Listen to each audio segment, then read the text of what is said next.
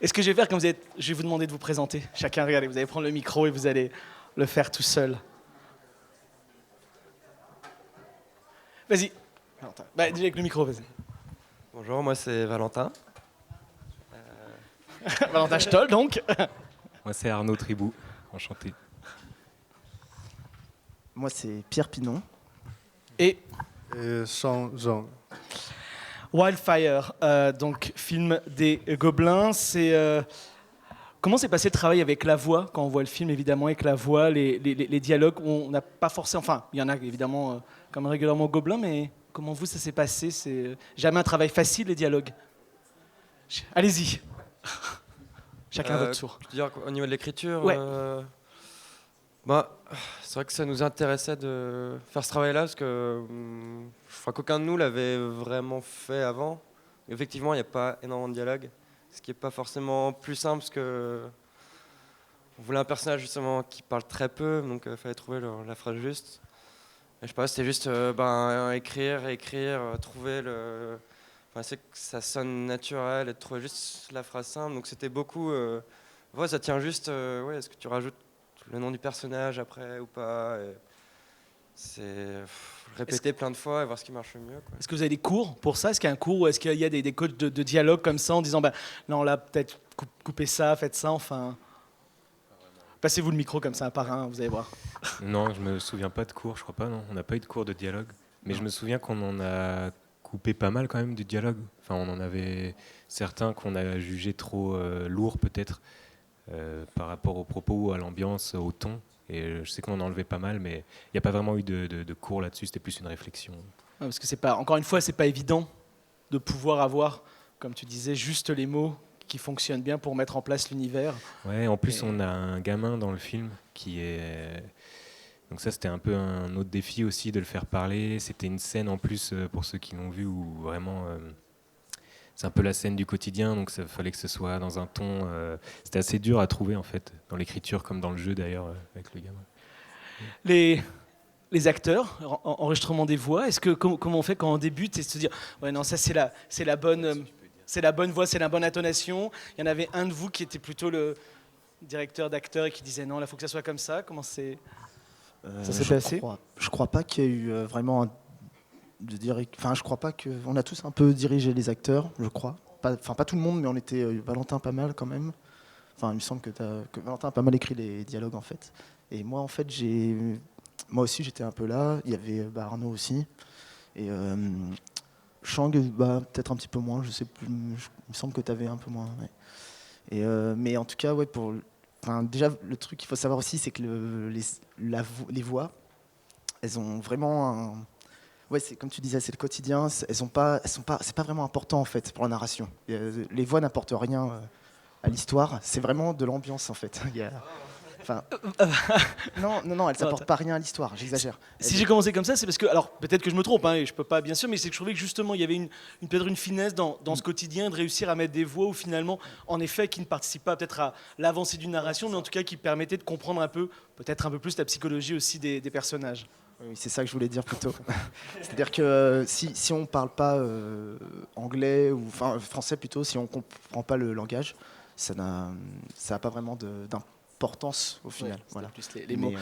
Les prémices du film, c'est de jouer avec cette obsession sur le feu. C'était le feu, c'était de se dire on va animer, on va dessiner d'une forêt qui brûle, des choses comme ça, ou c'était plutôt l'idée de cette obsession d'une femme qui est pompier. Allez-y. Mais non, alors de base ça partait pas du tout ni d'une femme, ni du feu, on avait juste un thème commun dont on voulait parler, c'était la passion, et surtout la passion pour son métier ou son boulot, et combien ça peut nous prendre et nous prendre notre temps et notre investissement, quoi. Donc ça part plus de là. Je me souviens qu'à la base c'était pas du tout avec des pompiers. L'impact que ça sur ta vie privée aussi. Oui, c'est ça, c'était la passion. Ouais. C'était un peu les thèmes de base, ce quoi on voulait parler. Quand on travaille en équipe, qu'on est 5 à écrire, 5-6 à écrire une histoire, c'est ça, c'est beaucoup de dialogue entre nous. Et bon, on avait déjà tous travaillé ensemble, donc ça a aidé aussi. On voulait travailler ensemble. Après, voilà, c'est de trouver un thème dont on a tous envie de parler, et puis après, ouais, tout se fait un peu au fur et à mesure. Il y a, quand vous dites travailler ensemble, c'est-à-dire que dès, je sais pas moi, la première année, deuxième, enfin, il y avait quelque chose de fort entre vous en disant bon ben ça on y arrivera et on restera ensemble, on va essayer de rester soudés pour faire ça, ouais. Je dis ça, c'est important parce que c'est souvent ce qu'on peut dire dans les écoles où il y a beaucoup de gens qui travaillent sur un film, c'est comment d'un seul coup finalement ben voilà, réussir à faire un film ensemble avec un thème qui nous plaît et aller jusqu'au bout de celui-ci.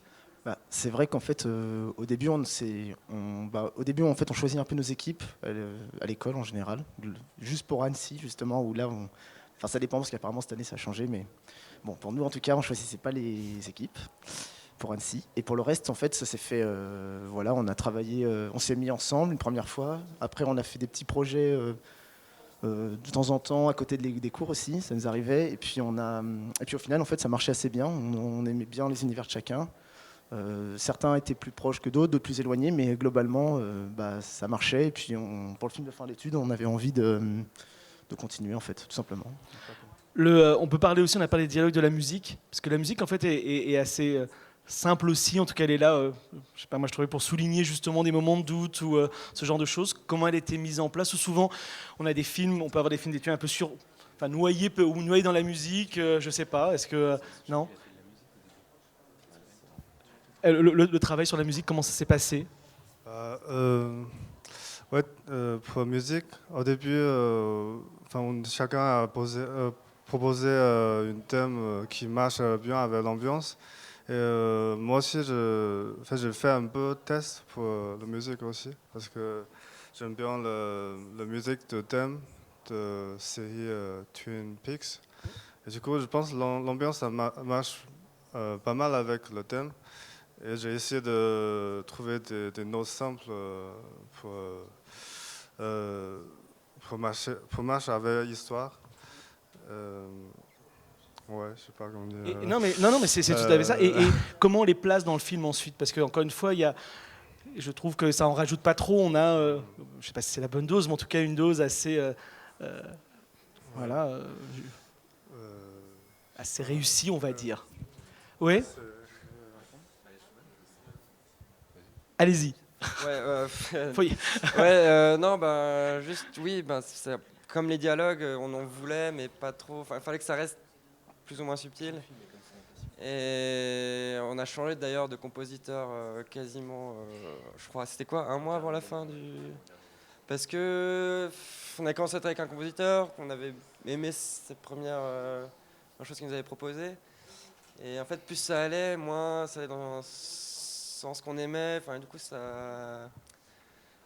on avait beau communiquer, ouais, il y avait quelque chose qui passait pas. Et il y a un moment où on a juste dû arrêter, donc c'était un peu un moment de panique. Et vraiment, il y a Pablo Pico qui nous a un peu sauvé, mais qui a mieux su. Enfin, je me rappelle le premier Skype qu'on a fait avec lui, on lui avait envoyé je crois qu'on lui avait renvoyé le film tel qu'il était sans la musique qu'on avait jusque-là, et qui était déjà bien avancé du coup. Et je me rappelle notre premier Skype où vraiment, avant que nous on commence à dire les intentions qu'on avait, il a dit ah moi je verrais ça et ça et ça, et on a tout de suite su il a compris il a vraiment compris ce qu'on voulait quoi. C'était vraiment il a dit toutes nos intentions avant que nous on en parle. Le design du film, c'est venu d'un d'entre vous, c'est venu avec plusieurs qui ont travaillé des recherches. C'est pareil, c'est jamais facile de trouver un design pour que tout le monde soit content et veuille travailler sur le film. Alors ouais, pour le design, en fait, au début, on a commencé à travailler un peu comme on a l'habitude. À l'école, on travaille beaucoup avec les logiciels TV Paint, enfin les 2D digital en général. Et en fait, c'est Hugues qui n'est pas là, qui est arrivé avec. On est parti en vacances en fait. C'est les vacances de Noël. Et quand il est revenu avec une image au fusain. Et en fait, tous les arguments étaient réunis dans l'image. On n'avait pas besoin de se battre pour. Enfin, on a su que voilà, le fusain c'était quelque chose qui marchait très bien avec la matière du feu. Et puis ça nous permettait d'éviter ce côté un petit peu habituel d'expérimenter justement, d'entrer dans une phase un peu d'expérimentation qui nous a pris beaucoup de temps d'ailleurs, mais au final voilà, on s'en est plus ou moins sorti. On avait envie de travailler sur le Valent. Attends, vas-y, avec le micro. Ouais, je crois qu'on avait tous envie de retourner sur papier aussi. Ouais. Et ça tombait bien parce que du coup, je pense que la technique servait un peu le propos aussi. Mais il y avait, je pense qu'on avait un peu tous aussi cette envie de... Tiens, c'est peut-être un peu notre dernière occasion de ressortir les tables lumineuses, turbosser sur papier. C'est vrai que c'était un petit challenge aussi pour nous, parce qu'on prend de plus en plus l'habitude de toujours travailler sur ordi. Et là, quand on... Il n'y a pas de Il y a challenge. le Chang qui a fait les séquences de pastel. Les pastels. Ouais, ouais, moi, un peu comme Hugues, j'ai essayé de trouver un texture qui marche avec du feu. Et du coup, j'ai essayé avec un pastel très très gras pour essayer de remontrer la scène de feu avec la passion, qui représente la passion, mais avec beaucoup de chaleur, tout est un peu flou. Elle était importante cette scène d'incendie. On va un peu. On sent que vous voulez aller vers l'abstraction. On avance un tout petit peu. Et puis, je suppose, je ne sais pas si vous vouliez y aller ou pas, mais c'est vrai que le film, de toute façon, a une durée. On ne peut pas, évidemment. Est-ce que ça, c'était une envie d'aller un peu plus vers quelque chose d'un peu plus d'abstraction au moment où il y a cette fascination avec le feu? Ouais, tout à fait. Il y avait une envie d'abstraction, mais je pense que de toute façon, le ton du film, à tous les égards, que ce soit visuel, scénaristique, les dialogues et tout, reste quand même assez sobre. Donc, je pense que même le pic de la fascination, on revient très vite à quelque chose de naturel et d'ailleurs de même hyper quotidien, puisque c'est l'anniversaire du gamin. Donc, je pense que c'est toute l'énergie du film qui est un peu dans la sobriété. Ça parle de la passion, on l'aborde, elle est là, mais c'est pas non plus trop.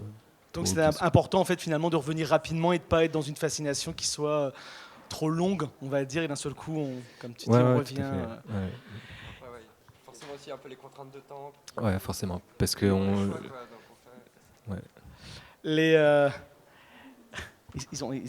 sent que ça s'est bien entendu, mais vous avez plein de choses à dire, c'est bien. Mais on pourrait dire ça.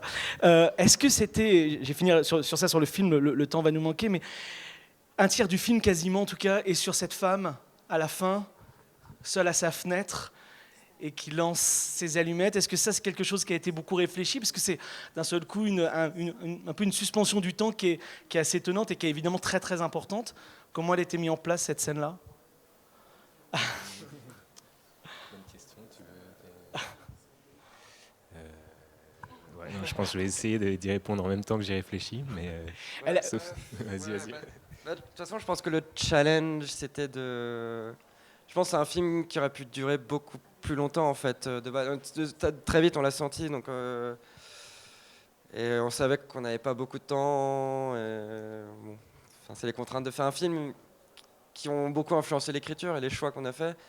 Et donc c'était trouver justement où est-ce qu'on met du temps, où est-ce qu'on va plus vite. Et cette dernière séquence, ça nous paraissait important de vraiment durer, de rester le plus longtemps possible avec elle. C'est juste, cette habitude qu'elle a et qui permet de boucler un peu le tout. Vous avez elle a été imposée facilement, aussi bien pour vous, pour l'école. Enfin, il n'y a pas eu un moment donné de se dire, ça va être long, c'est quasiment 7 minutes ou quoi. Vous êtes de suite rapidement dit, oui, non, c'est important. L'école, de toute façon, de base, je ne voulais pas qu'on fasse plus de 2 minutes. Avec un film de 4 minutes, ça reste très très court. Je crois qu'on est l'équipe qui a fait le plus de temps. Après, c'est plus la vision de Gobelin où ils ont peur.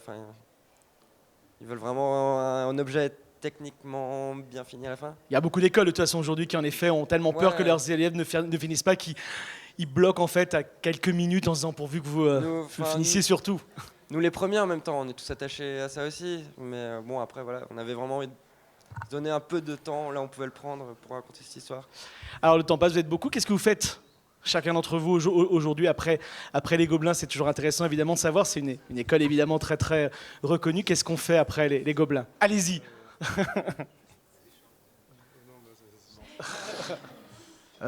Du coup, dans un premier temps, comme toutes les promotions je crois, on s'est dispersé un peu partout. Et dans l'équipe, en fait, on est plusieurs.